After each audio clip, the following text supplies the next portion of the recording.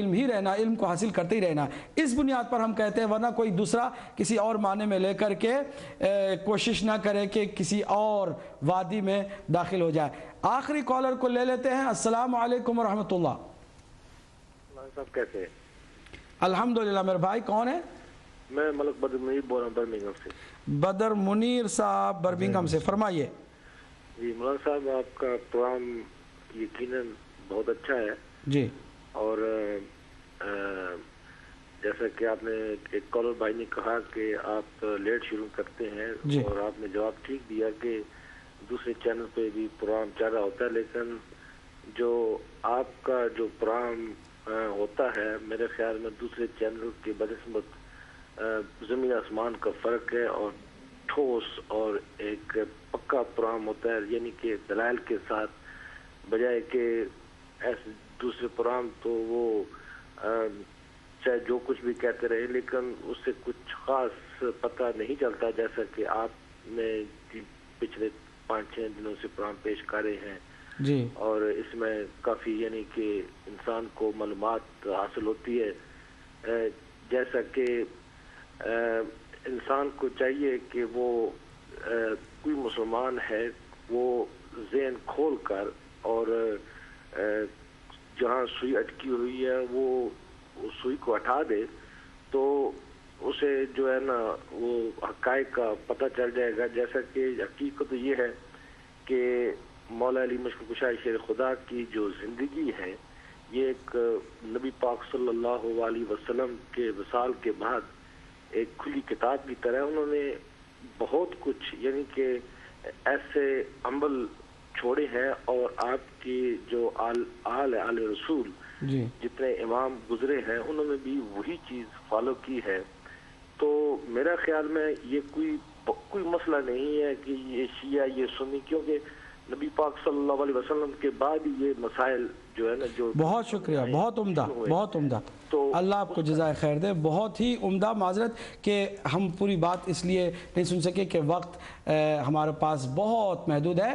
میں اسی طرح ایک بات کو یہاں واضح کر دینا چاہتا ہوں کہ اس طرح کے ہمارے اہل سنت کے بھائی ملک بدر منیر صاحب یا کل جو اہل سنت کے بامبے انڈیا سے جو فون کر کے انہوں نے اپنا فیڈ بیک دیا، اس سے صاف ظاہر ہوتا ہے کہ جو الحمدللہ مقصد لے کر ہم آئے تھے اس مقصد میں ہم پورے اتر رہے ہیں۔ ہمارا مقصد کیا ہے؟ افہام و تفہیم کی فضا پیدا کرنا، اور آپ دیکھ رہے ہیں کہ اہل سنت کے ہمارے جو تحقیق اور علم سے دوستی رکھنے والے احباب ہیں وہ کس طرح اس پروگرام کو پسند کریں۔ ناظرین، ہم فضا کو معطر کرنا چاہتے ہیں، منور کرنا چاہتے ہیں، اور آپسی اور باہمی اختلافات کو ایک وقت کے لیے ختم کرنا چاہتے ہیں، اور ایک پلیٹ فارم پر اکٹھا ہو کر دلائل کی روشنی میں قرآن کا دامن ایک ہاتھ میں ہو اور دوسرے ہاتھ میں اہل بیت اطہار علیہ السلام کا دامن ہو، تبھی تو ہم کامیاب ہوں گے۔ یہ ایک ایسا پیغام ہے جو قرآنی ہے اور محمد مصطفیٰ صلی اللہ علیہ وسلم کی روح اور جان سے نکلا ہوا فارمولا کہ ہم قرآن اور اہل بیت کو باہم تھام لیں، اسی میں نجات۔ میں آخری کالر کو قبلہ کہہ رہے ہیں کہ بہت زیادہ انتظار کریں تو ان کو بھی ہم شامل کرتے ہیں۔ جی، آخری کالر کو معذرت کے ساتھ۔ السلام علیکم ورحمۃ اللہ۔ جی وعلیکم السلام قبلہ، میں سید رضی جعفری ناروے سے عرض کرتا ہوں۔ میں ایک مرتبہ پھر بہت اچھا پروگرام ہے، صرف ایک چھوٹی سی چیز جو میرے ذہن میں آئی، جی، آپ نے صاحبان امر، اولی الامر اور ولی امر ظاہرین سب اصطلاحات کا استعمال کیا، اور یقینی طور سے یہ قرآنی آیت بھی ہے۔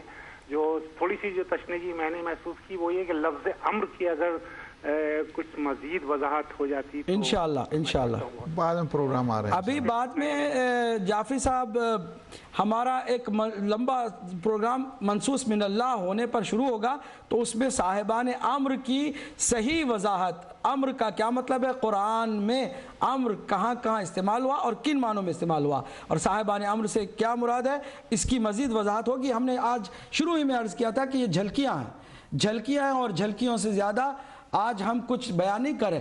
آئندہ انشاءاللہ آپ اپنے فیڈ بیک سے بھی ہمیں نوازیے گا، بتائیے گا کہ ہم جس طرح سے آج آپ نے بتایا مزید اس کو کس طرح سے بہتر بنا سکتے ہیں۔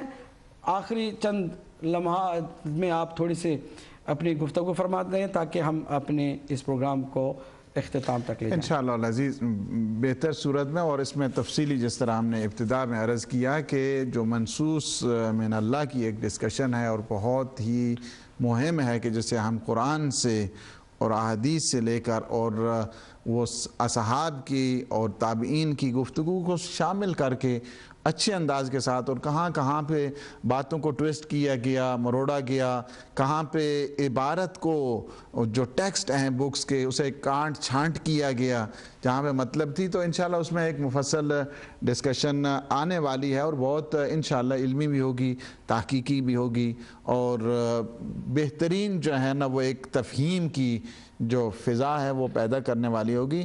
اور اس میں آخر میں صاحب بہت وقت ہمارا، ہم تو وقت کی پابندی شروع سے بھی نہیں کر سکے ہیں، ابتدا بھی ہم لیٹ سے شروع ہوئے لیکن لیٹ سے ختم بھی کر رہے ہیں۔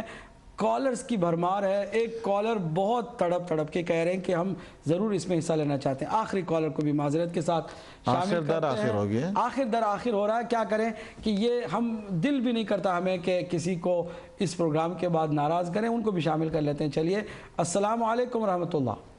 وعلیکم السلام جی فرمائیے میرے بھائی، کون ہیں، کہاں سے ہیں؟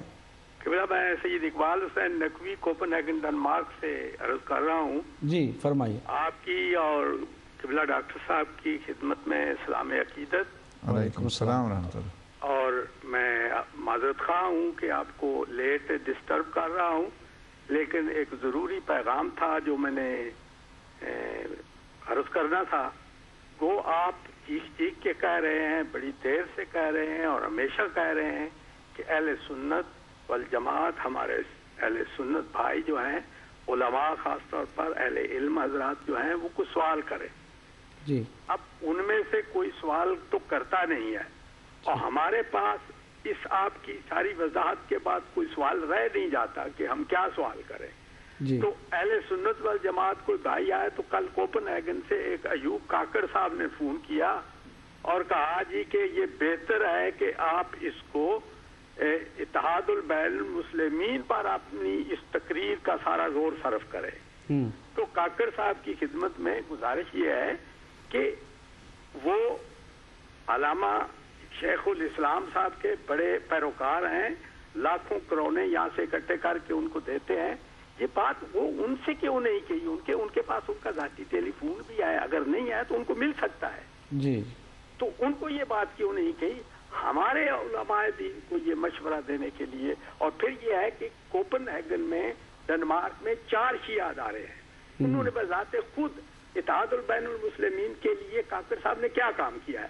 وہ آج تک مجھے بتائیں کہ کسی بھی شیعہ ادارے میں 4 ادارے ہیں، وہ کسی میں کسی کی فاتحہ خوانی کے لیے بھی گیا ہوں، یا ہمارے دوست فوت ہوتے ہیں، ہم سنی مساجد میں ان کا جنازہ پڑھنے کے لیے جاتے ہیں۔ کاکڑ صاحب ہزارہ سے یہاں بہت زیادہ کوئٹے کے لوگ ہیں، اور وہ خود کوئٹہ سے ہیں۔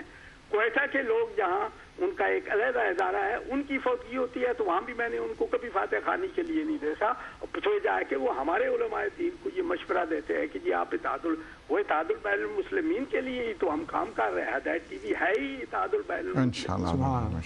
تو میں معذرت خواہ ہوں آپ کا۔ بہت شکریہ، اللہ آپ کو جزائے خیر دے۔ آپ نے اچھا پیغام دیا، لیکن ہم ذاتیات سے بالاتر ہو کر، افراد کی سوچ سے اوپر اٹھ کر قرآنی سوچ کے ماحول میں لانا چاہتے ہیں۔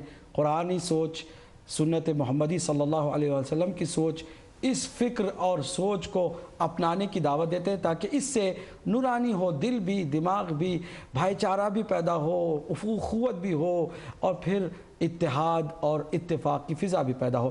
یہ ایک پابرجا بات ہے، لانگ ٹرم کی بات ہے جو ہم کرنے جا رہے ہیں۔ امید ہے انشاءاللہ ہمارے اگلے پروگرام کو بھی آپ اسی طرح محبت سے، پیار سے سماعت فرمائیں گے، دیکھیں گے، اور اپنے علم میں بھی اور اپنی معرفت میں بھی اضافہ کریں گے۔ والسلام علیکم ورحمۃ اللہ وبرکاتہ۔